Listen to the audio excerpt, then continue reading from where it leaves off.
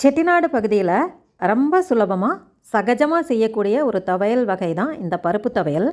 இந்த பருப்பு துவையல் ரொம்ப எளிமையாக சுலபமாக செஞ்சிடலாம். நம்ம எங்கேயாவது போயிட்டு வந்திருக்கோம், வீட்டில் காய்கறிகள் வாங்க போக முடியல, வெளியூர் போயிட்டு வந்திருக்கோம், ரொம்ப பசிக்குது, சட்டுன்னு செய்யணும் ஆனால் சுவையாகவும் சாப்பிடணும் அப்படிங்கிற சமயத்தில் இந்த பருப்பு துவையல் செஞ்சு ரொம்ப அருமையாக சாப்பிட்றலாம். இந்த பருப்பு துவையல் கூட காரக்குழம்பு செஞ்சிங்கனாலும் ரொம்ப சுவையாக இருக்கும். சும்மா குழம்பு செஞ்சாலும் காய்கறி எதுவுமே இல்லை இல்லையா, அதனால் சும்மா குழம்பும் செய்யலாம். அதுக்கு எந்த காயும் தேவையில்லை. அதை எப்படி செய்கிறது அப்படிங்கிறதும் ஏற்கனவே நம்ம வீடியோ போட்டிருக்கோம். அதோட லிங்க்கும் நான் டிஸ்கிரிப்ஷன் பாக்ஸில் கொடுக்குறேன். இந்த பருப்பு துவையல் காரக்குழம்பு சாதம் சேர்த்து இன்றைக்கி சுவையான சாப்பாடு எப்படி செய்யலாங்கிறத பார்க்கலாம். இந்த வீடியோவை ஸ்கிப் பண்ணாமல் முழுமையாக பாருங்கள். நம்ம சேனலை ஃபஸ்ட் டைம் பார்க்குறவங்க கண்டிப்பாக சப்ஸ்கிரைப் பண்ணிக்கோங்க. பயனுள்ள நல்ல பாரம்பரிய சுவையான ரெசிபீஸ் நிறைய போஸ்ட் பண்ணுறோம். இப்போ நம்ம இந்த துவையல் எப்படி செய்யுதுன்னு பார்க்கலாம். வாங்க வீடியோக்குள்ளே போகலாம்.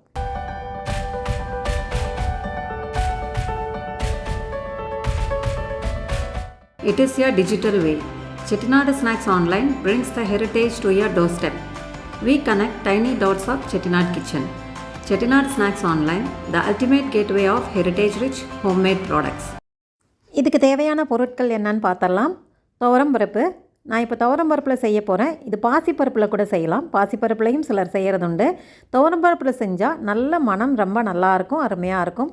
வயிற்றுக்கும் ஒரு நல்ல ஆகாரமாக இருக்கும், ப்ரோட்டீன் ரிச்சு. துவரம்பருப்பு ஒரு 1.5 டேபிள் ஸ்பூன் எடுத்திருக்கேன். 2 பேர்த்துக்கு ஆகிற மாதிரி துவையல் செய்கிறதுக்கு 1.5 டேபிள் ஸ்பூன் அளவுக்கு துவரம்பருப்பு, ஒரே ஒரு வரமிளகா, ஒரு பெரிய பல்லு பூண்டு, ஒரு கைப்பிடி அளவுக்கு தேங்காய், இவ்வளவு தான் வேணும். இதுக்கு சுவைக்கு உப்பு சேர்க்க போகிறோம். இது எப்படி செய்கிறதுன்னு பார்த்துடலாம். பேனை சூடு பண்ணிடுங்க. சூடு பண்ணிவிட்டு இந்த துவரம்பருப்பை சேர்த்துடலாம். இந்த துவரம்பருப்பை சேர்த்துட்டு மிதமான தீயில் ஒரே மாதிரி வறுத்து எடுக்கணும். கறியடிச்சுன்னா சுவை கொஞ்சம் கசப்பாக அலண்ட மாதிரி வந்துடும். அதனால் மிதமான தீயில் நிதானமாக ஒரே மாதிரி வறுத்து எடுத்துக்கோங்க. வறுக்கும் போதே துவரம்பருப்பினுடைய மனம் ரொம்ப நல்லாயிருக்கும். இது நல்லா வறுத்துட்டு இந்த மாதிரி ஒரே மாதிரி ஆனதுக்கப்புறம் ஸ்விட்ச் ஆஃப் பண்ணிவிட்டு நல்லா ஆற விட்டுருங்க. ஒரே மாதிரி பொன்னிறமாக வறுத்து எடுத்துக்கணும். அதிகம் வறுத்துறவும் கூடாது, ரொம்ப வேகாமையும் இருக்கக்கூடாது. இந்த மாதிரி இருந்ததுன்னா கரெக்டான பக்குவத்தில் இருக்கும். இது இப்போ நல்லா ஆற விட்டுடலாம். இது நல்லா ஆறுனதுக்கப்புறம் மிக்ஸி ஜாரில் இந்த துவரம்பருப்பை சேர்த்துடலாம். இது இப்போ நல்லா ஆறிடுச்சு. மிக்ஸி ஜாரில் கொண்டு போய் நம்ம இந்த துவரம்பருப்பை சேர்த்துட்டு ஒரு கைப்பிடி அளவுக்கு தேங்காய் சேர்த்துக்கலாம். ஒரே ஒரு பெரிய வரமிளகா சேர்த்துருக்கேன். காரத்துக்கு தகுந்த மாதிரி மிளகா சேர்த்துக்கோங்க. 2 கல் மட்டும் உப்பு சேருங்க. இதுக்கு உப்பு அதிகமே தேவைப்படாது. 2 கல் உப்பு தான் வைக்கணும் அப்படின்னு எங்கள் அம்மா அடிக்கடி சொல்லுவாங்க.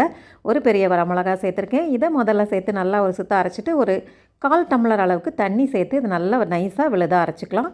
உங்களுக்கு கரகரன்னு இருந்தால் பிடிக்கும் அப்படின்னா ரொம்ப நைஸாக அரைக்காதீங்க. கொஞ்சம் நைஸாக இருந்தால் தான் பிடிக்கும் அப்படிங்கிறாங்க, நைஸாக அரைச்சிக்கலாம். நம்ம இஷ்டம் தான், அது எப்படி வேணுமோ அப்படி அரைச்சிக்கலாம்.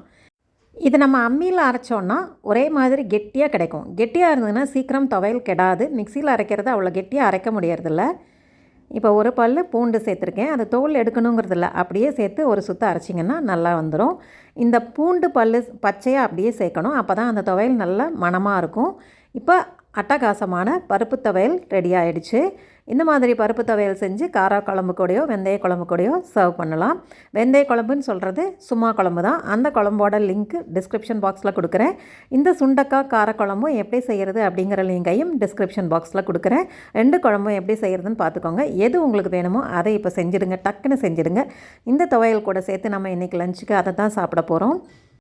சுலபமாக சட்டுன்னு பருப்பு துவையல் செஞ்சிட்டோம். இது சாதத்தில் அப்படியே போட்டு அப்படி கூட சாப்பிட்லாம், ரொம்ப நல்லாயிருக்கும். நல்லெண்ணெயோ நெய்யோ விட்டுட்டு சாதத்தில் பருப்பு துவையலை சேர்த்து அப்படியே சாப்பிட்லாம். இல்லை காரக்குழம்பு தண்ணி குழம்பு எதுக்கானாலும் சைட் டிஷ்ஷாகவும் வச்சுக்கலாம். இந்த பருப்பு துவையலும் சாதமும் சேர்த்து சாப்பிட்டு பாருங்கள். அட்டகாசமான சுவையில் இன்றைக்கி லஞ்ச் ரெடி ஆகிடுச்சு. குழம்பு வைக்கலைன்னா கூட வெறும் பருப்பு துவையலை வச்சே சாப்பிட்றலாங்க, அந்தளவுக்கு சுவையாக இருக்கும். இப்போ நான் குழம்பு சேர்த்து இந்த பருப்பு துவையல் வச்சு சாப்பிட போகிறேன். வாங்க சுவையை ரசிக்கலாம். தேங்க்ஸ் ஃபார் வாட்சிங்.